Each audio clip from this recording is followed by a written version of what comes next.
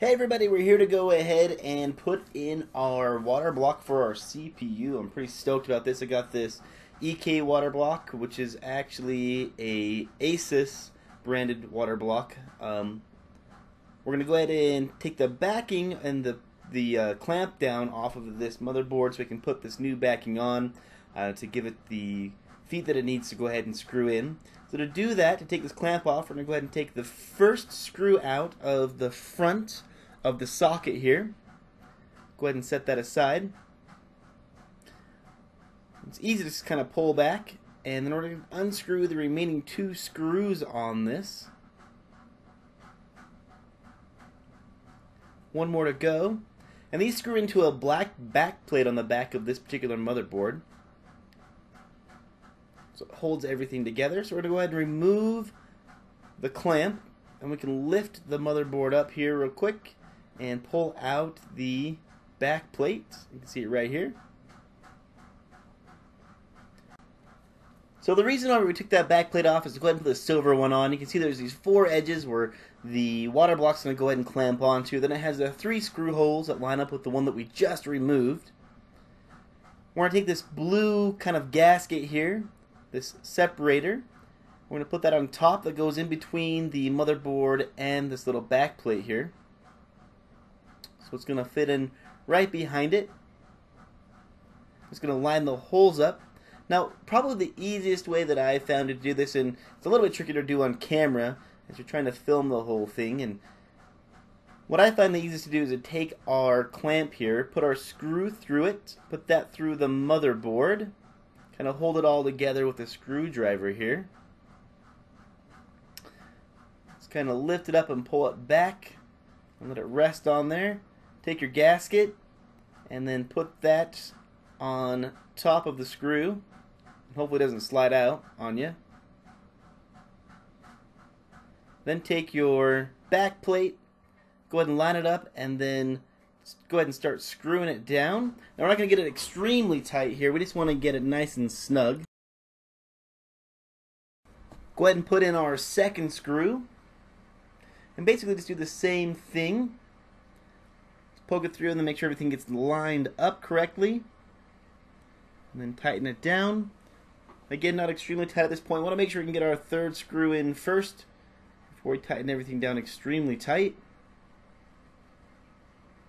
I shouldn't say extremely tight, I should say just nice and snug. We don't want to damage the board at all. I'm just going to put this last screw in, give it a decent crank, make sure that the socket's going to hold the chip down. Alright, so now we've got our back plate in. It's going to take our water block housing on these 4 points. Make sure that those are lined up correctly so you can put your water block in. Now we're going to go ahead and put our CPU back in.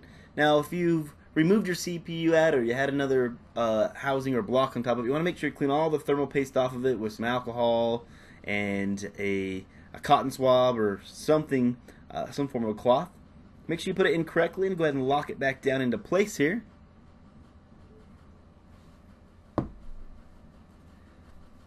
Now with that done, it's a little smudged still, so we're just going to clean it up a little bit, make sure there's no additional compound on here. There we go, got our fingerprint smudges and stuff off of it. Now the next step is to go ahead and put our thermal compound on top of the chip itself. Now I'm going to use the 3 rice pieces. So there's 1, 2, and a third rice piece. Now I know there's 1,000 different ways you can put on, and there's great debate about how to apply thermal paste.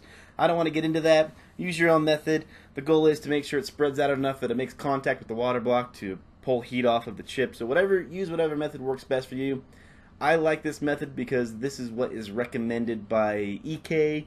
You could also use a line method, I think is the other one they had in there. So now that we have our 3 rice dots on, we can go ahead and put our block on. You want to make sure you put it on the right direction. So when you put your motherboard in, if you have a branded block, that it faces correctly.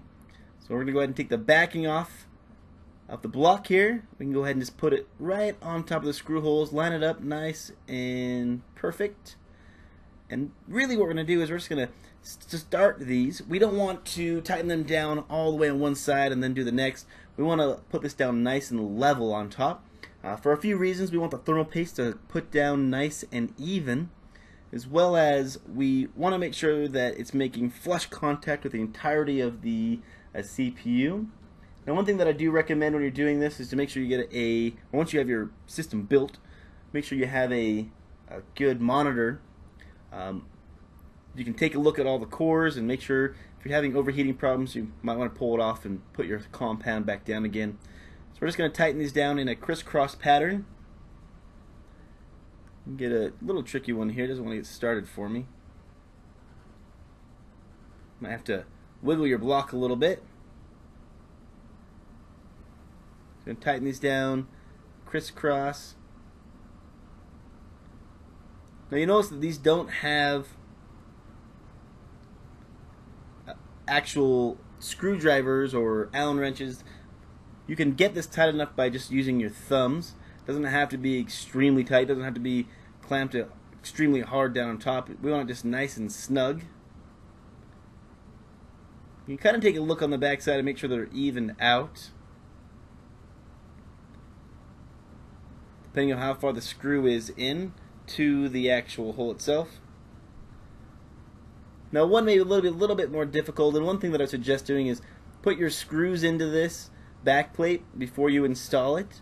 That way you can make sure that everything's going to fit properly. Get it nice and snug, and that is the installation of the CPU water block. If you have any questions, throw them down in the comments. If you found this video helpful, hit that like button, I'd appreciate it. Subscribe for future videos, and the rest of this build will be down in the description of this video. So if you want to see the full thing built out, go ahead and check that out. As always, thanks for watching.